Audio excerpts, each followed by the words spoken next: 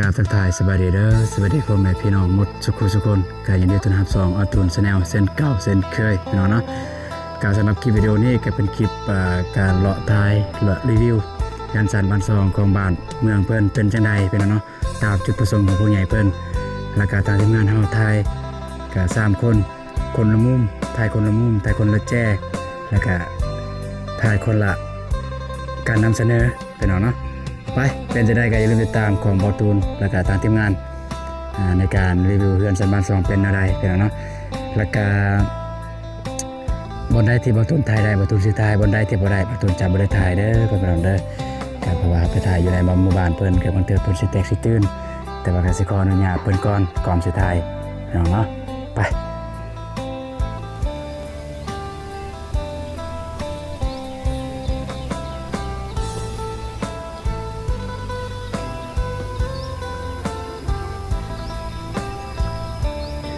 เฮือนสันบ้านซองเพิ่นก็จะประมาณนี้พี่น้องจะมี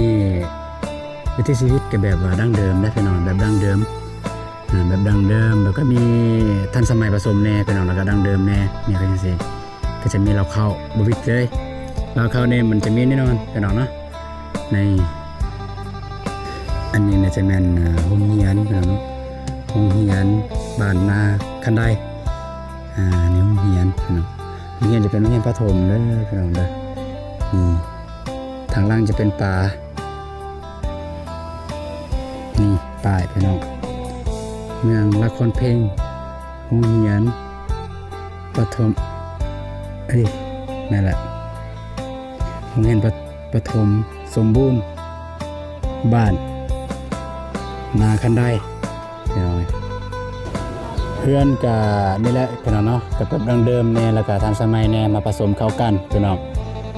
แต่ว่ามาเบิ่งอยู่นี่เนี่ยจะดั้งเดิมหลายกว่าเด้พี่น้องเพิ่นเฮ็ดแบบว่าสไตล์เฮือนทรงลังกุบหลายกว่าจังซี่นี่เฮือนลังทรงกุบคือกันเลยแบบนี้นี่เฮือนลังทรงกุบเฮือนสไตล์บ้านเฮือนสไตล์เฮือนซานบ้านซองเพิ่นนี่ทุกหลังคามันจะมีเราเข้าพี่น้องก็คือบนเมียนเข้าจะว่าง่ายๆซะ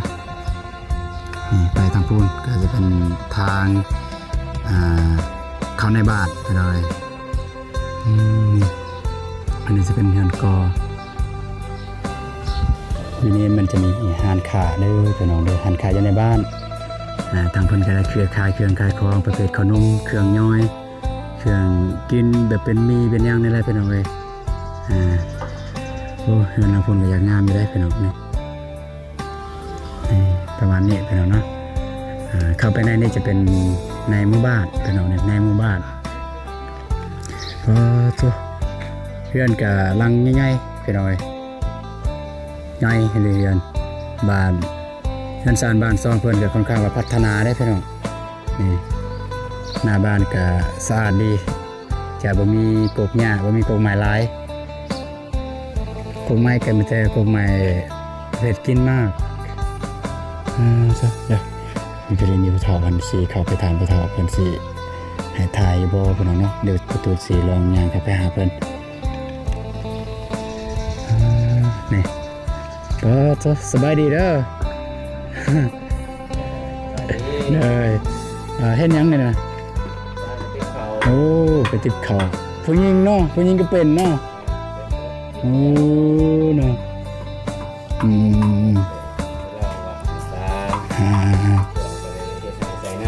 โอ้ช่วงนี้นี่เฮ็ดนาเนาะแล้วระบ่ดำนาโอ้บ่มีน้ำบ่ละว่าจังไดแบบกะบ่ใหญ่ดำ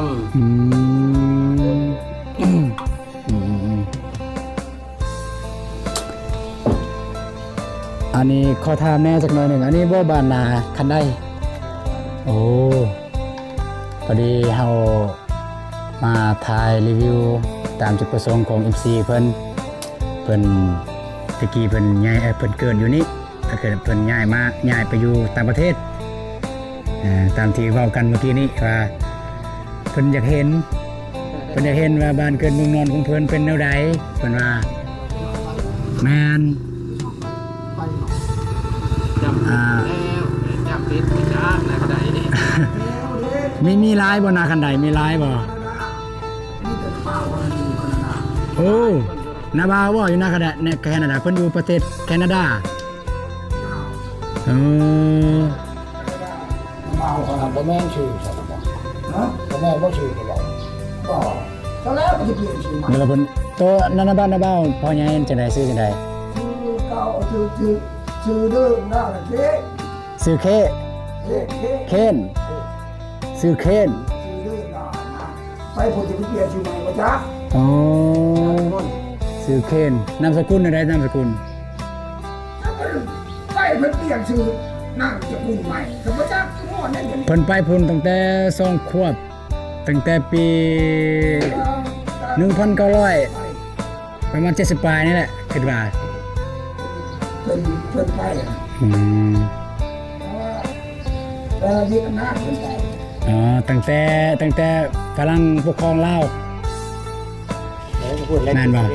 71 72นั่นแหละอ๋อแต่ว่าพี่น้องเนาะแต่ว่านี่ก็ทางพ่อใหญ่นี่ก็เป็นรุ่นแบบตะกี้และรุ่นที่เก่าตะกี้ทางพ่อใหญ่ทางล่างงานก็รุ่นที่เก่าตะกี้เนาะนี่ชีวิตการเป็นอยู่ของเพิ่นประมาณนี้พี่น้องเนาะอยากรู้ว่าบ้านนาคันใดเนี่ยเป็นหยังต้องตั้งบ้านนาคันใดมีนาเป็นคันใดบ่ หน้านี้รับประชิด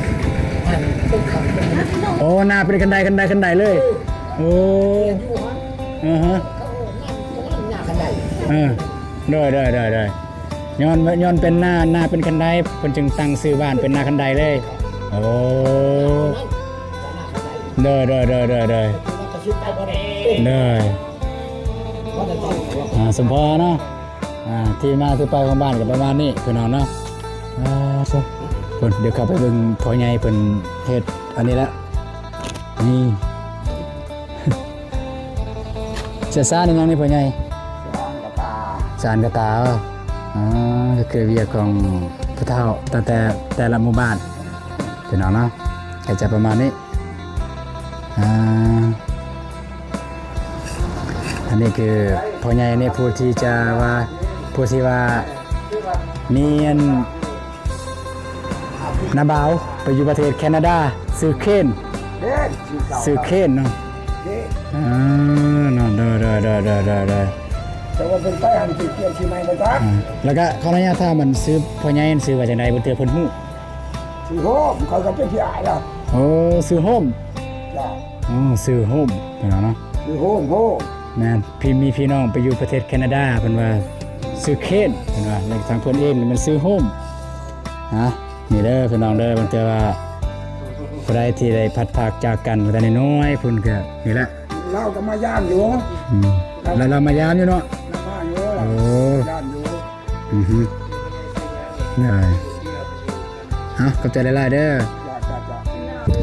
อยู่นี่จะเป็นเส้นทางสีแพร่งพี่น้องไว้นี่ไปทางพูนอีกทางหนึงมาทางพูนทางหนึงพี่น้องอันนี้จะเป็นทางเข้าพี่น้องเนาะอันนี้จะเป็นน่าจะเป็นอยู่กลางหมู่บ้านพี่น้องนี่ไปพูนไปโรงเรียนเนาะสำหรับวันนี้เส้นทางก็ยังจะเป็นแบบนี้เนาะแบบคือแต่เก่าแต่ก่อนนั่นแหละนี่จะบ่ได้มีการปรับปรุงปรับเปลี่ยนแก้ไขแบบว่าให้มันงามแล้วเนาะแต่ว่าเฮือนซานบ้านซ่องก็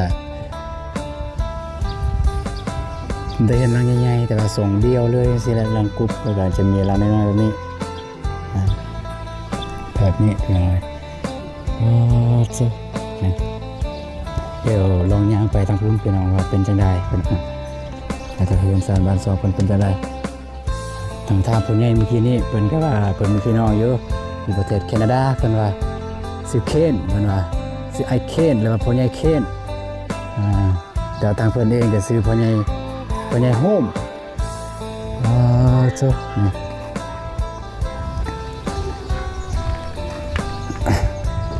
ก็จะประมาณนี้พี่น้องเนาะประตูนี้ก็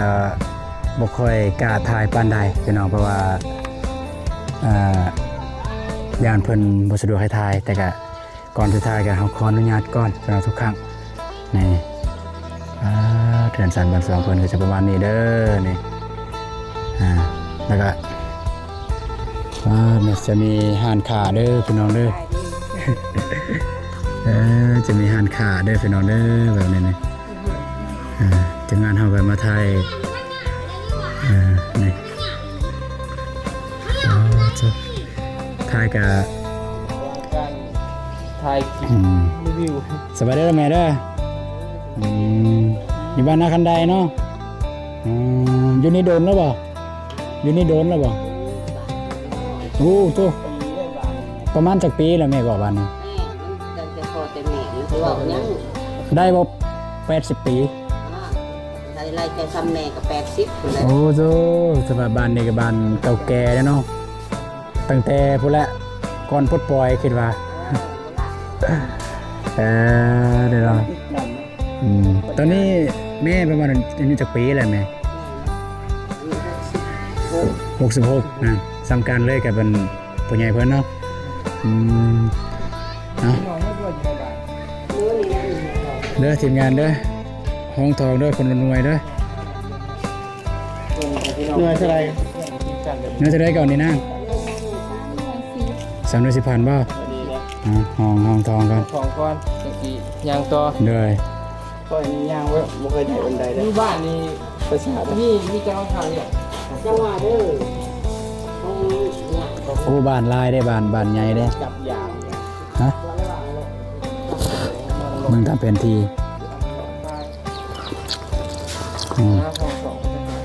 ห้องทองกัน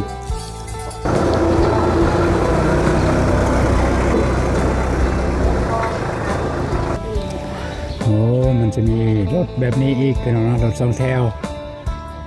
ใครเคยเห็นรถ2 แถวเป็นของมีหลังคาแบบนี้จานโทรทัศน์ก็จะมีแบบเก่าไปหน่อยเพื่อนมันนี่จะยังมีผ้ากระแตอยู่พี่น้องปนกับไม้แป้ดเจ้าเพื่อนสารบัน2 คนพี่น้องเลยก็พอดีว่า บดีเลยดีพี่น้องก็จะเสียกันทำมักง่ายพี่น้องจะมีโดดง่ายแต่หลังคาเรือนคิดว่าอยู่บ้านนั่นนี่เพิ่นน่าจะมีธุรกิจดีพี่น้องแต่ตามเฮาสอบถามเมื่อกี้นี่เนี่ยไม่ง่ายกันเพิ่นก็ว่าเสียหลักอยู่ในบ้านนี่เพิ่นก็เฮ็ดแบบขึ้นภูขึ้นพาได้แหละพี่น้องเนาะอย่างสิเฮือนน่ะบ่ง่ายนี่มีรถด้วยว่าหยังเนาะ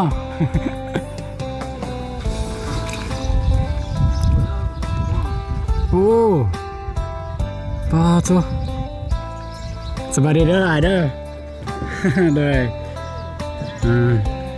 สบายดีมีไงโอ้โตนั่นหยังนี่ผลิตกระบองเฮ็ดแนวดังไฟบ่โอ้โตเอาน้ำหยังดีกว่ามาใส่นี่น้ำไม่ย่างน้ำขี้ย่างโอ้แล้วมาปุ้นกับวันนี้บ่มันยังเนี่ยคือคนโดกไม่โดกเอามาใส่อันนี้แล้วก็น้ำมันก็อยู่ในนี้แล้วจึงออยไฟโอ้แล้วไปค่ายอยู่ไสนี่แบบนั้นแบบเฮ็ดแล้วค่ายอยู่ไสนั่นอันนี้ก็มาซื้อในบ้านนี่ได้ล่ะโอ้ซื้อขายแนวใดน่ะโดยขายแนวใดน่ะทง20,000ทง20,000ปาโตคักเพิ่นผลิตเองคือเห็นอยู่เมื่อกี้นี่รถอันนี้กายมากขึ้นว่ารถยางพารานี่เขายางบนเรืออย่างเห็นอยู่ส่งเข้ามาเอาสั่งคุณเขาก็แสดงว่าส่งทุกมื้อเนาะส่งทุกเสาร์เลยมีคนจะดังไฟอันนั้นคือแล้วก็เอามาปักซื้อเอามืออันโอ้น่าได้นี่พี่น้องอันนี้คืออาชีพหนึ่งของเพิ่นพี่น้องเลยอาชีพแบบว่าเฮ็ดแนวดังไฟย่างนี่มาผสมกับไม้อันนี้ดีนี่ต้นนี้ยางเรือป่ะจ๊ะยางเรือมันขักอยู่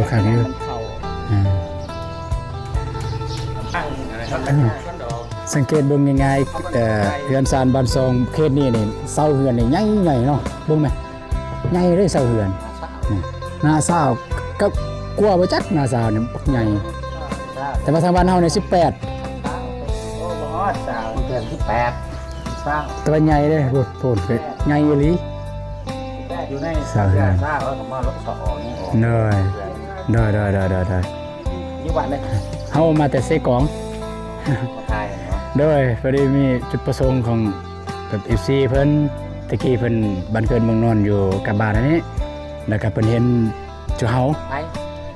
อ่าสบอกสื่อได้บ่ฮู้บ่ เป็นคุณใช่ไหมฟังดีๆแต่ว่าเพิ่นออกไปประมาณจะ2 ปี ตั้งแต่น้อยๆเพิ่นออกไปแต่นี่ไปบ้าน เพิ่ นี่ นก็อยู่นี่ว่า แม่นเพิ่นว่าเพิ่นเกิดอยู่บ้านนี้ แต่ว่านามสกุลนี่อายเพิ่นสิคุณบางทีมีพี่น้องเขตนี้เด้ นี่พี่น้องนังเหล่าคำพูมีอะไร คำภูมิสกุล คนอีที่เขาไปบอกมันต้องเขาทั้งบรรดาลหรือว่าเขาใกล้บรรดาลผู้เวียงต่อเด้เขาทั้งของผู้เวียง น่าจะเป็นพี่น้องเพื่อนอยู่ฮั่น แล้วพี่น้องเพิ่น อยู่นี่ เป็นว่าเราจะคือวันนี้ไอ้น้องเพื่อนชื่อใช่ไหม ไอ้น้องเนี่ยบ่ฮู้น่าได้สิไอ้น้องเพิ่นบ่ได้บอก ท่านบอกว่าไอ้น้องอันสุกวีเราก็เพื่อนเขาเพื่อนอยู่ใช้ เพิ่นโคเพิ่นเข้าบ่โอ้ ไอ้น้องเพื่อนผู้ใด ฮะ ไปก่อนอีเมลทาง ปอโทนี่บ่จันเอ้ยนี่ตะโบตูนเว้าว่าไปตะกี้ตะกอนเคยเห็นแบบนี้เพิ่นแอมเป็นฟ้าเฮือนแม่นแบบใบไม้สิเพิ่นเฮ็ดใบไม้เลยนี่ปอโทตะกี้ตะกอนก็แบบนี้แหละเพิ่นแอมฟ้าเฮือนนี่เห็นซันเฮือนซันบ้านซองหรือว่าบ้านลักษณะของบ้านก็จะประมาณนี้พี่น้องเนาะบางทีที่เฮาย่างมาเมื่อกี้นี่จะเป็นอยู่ในหมู่บ้านพี่น้องอันนี้มันทางล่างนี่ก็จะเป็นนี่เฮือนคือกันแต่ว่าพูนจะเป็นทุ่งนาก็จังว่าล่ะชาวบ้านเขตนี้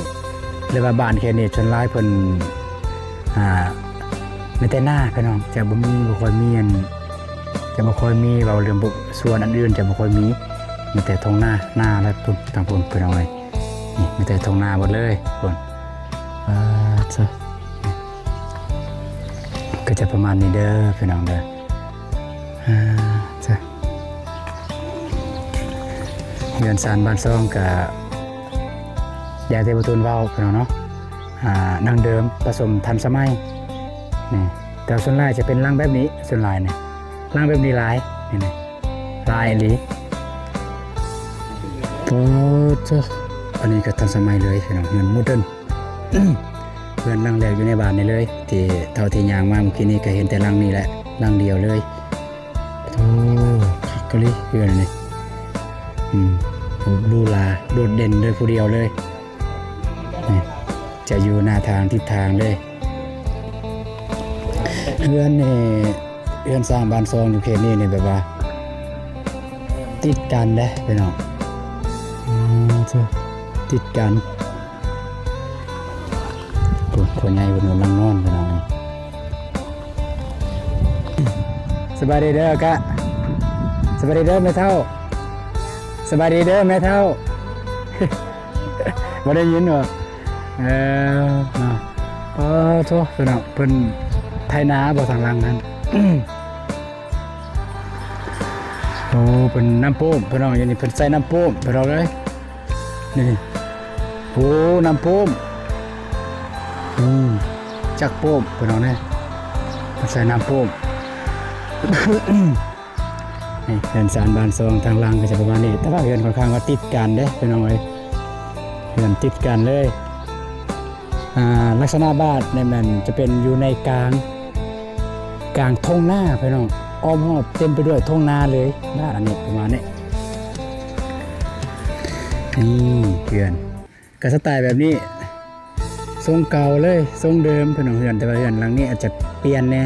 อันนี้เรือนหลังใหม่เพิ่นเฮ็ดใหม่พี่น้องเนาะจะหลังกุบหลังนี่แหละ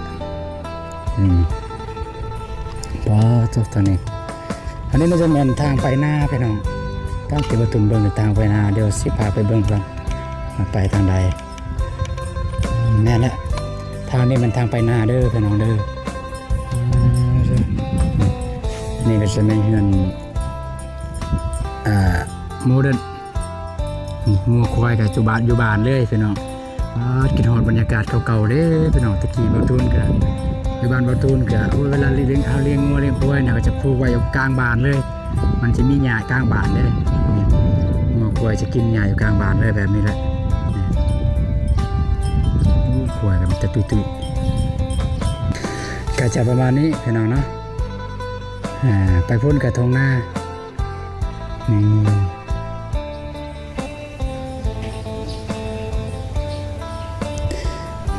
เข้าไปในบ้านพุ่นละพี่น้องเนาะบ้านเพิ่นกับม่วนนี่แหละตามเรื่องบรรยากาศนี่ถ้ามันบรรยากาศตอนแรกนี่สิม่วนถ้าบรรยากาศตอนแรกม่วนบ้านติดกันเฮือนติดกันพี่น้องเฮือนติดกันจะเฮือนจะบ่ได้อยู่เป็นถอกเป็นแถวพี่น้องบ่ตุนเข้าใจอยู่เฮือนแบบนี้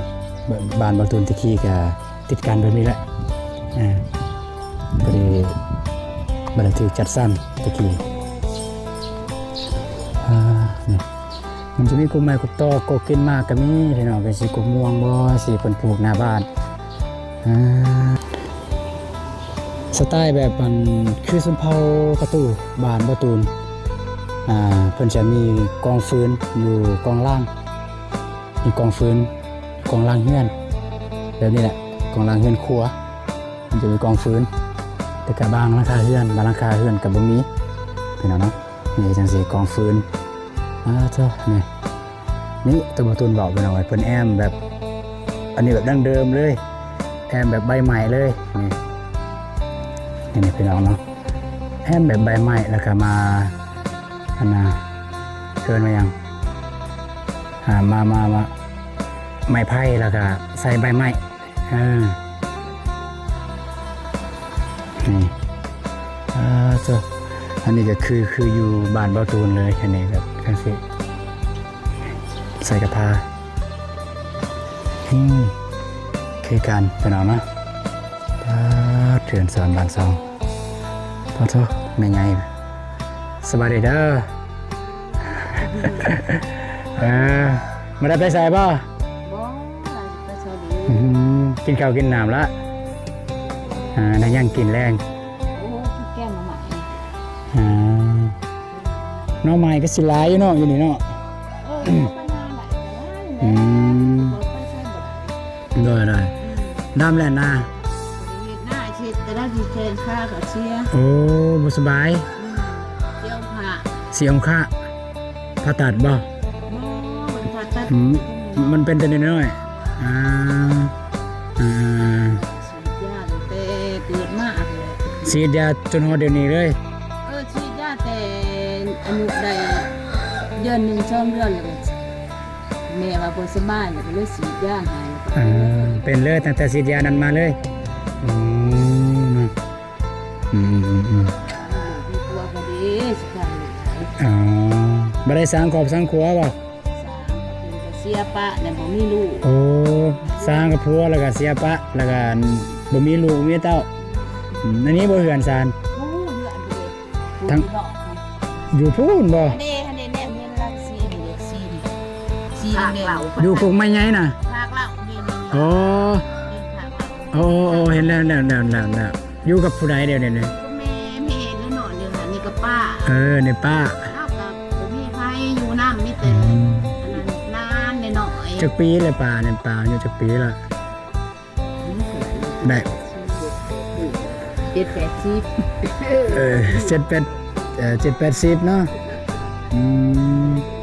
นั่นก็แสดงว่าตั้งแต่พุ่นละเนาะตั้งแต่อันสมัยสงครามโลกพุ่นละเนาะโอ้เด้อเลี้ยงหลานเด้อเจ้าจะได้กลัวแม่เจอแม่ตายเด้อเอ้าจังซั่นน่ะเด้อ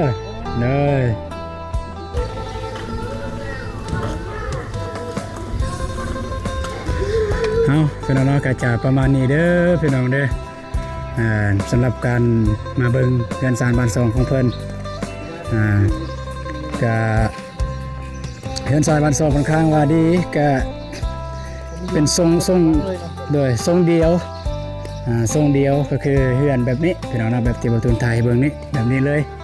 สไตล์แบบนี้เบิดแต่ก่อนน่ะจะดังเดิมตัวมี